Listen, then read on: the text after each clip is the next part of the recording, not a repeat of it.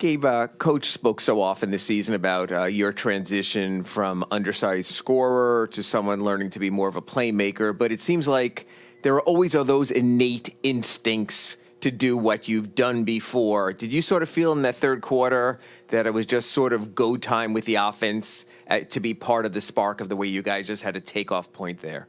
I mean, after half, I definitely want to be more aggressive offensively. But I was more thinking about defense. You know, everything they had in the first half was just way too easy. And I was just trying to make plays defensively and pick our pace up.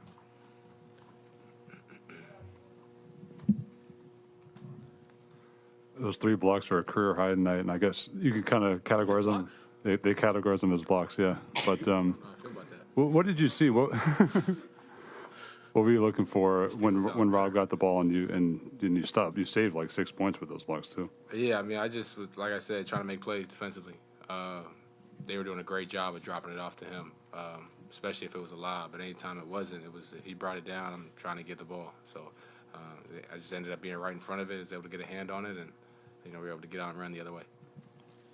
Gabe, Eric just said that early on it was talk about getting used to that intensity that Boston's going to bring, that Boston's going to play with. How much of that was a factor early on, and did it take a couple of minutes to sort of get used to their speed and what they're going to do? Yeah, I mean, they're a very physical team, and they came out the gate with that, and that's something we had to respond to and get back to being who we were, like we did in the second half.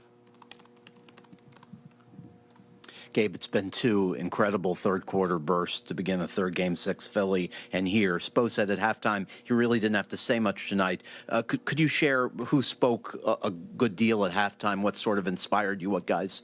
Yeah, I mean, I think UD's voice was heard a lot. PJ's voice was heard a lot. Jimmy, Kyle, our typical leaders that everyone knows. They spoke up, and other guys chimed in. I think everyone said something.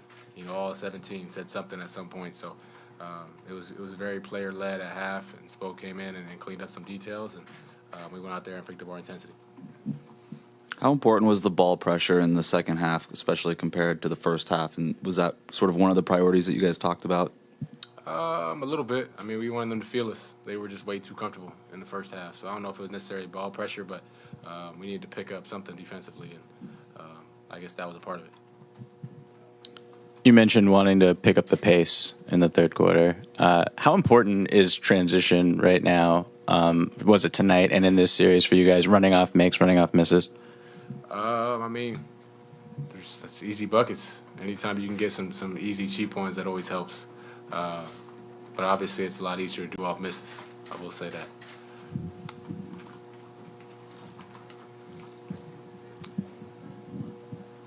Gabe, you used a ton as a screener in this game. You mentioned career high in blocks, but it might have been career high in screens.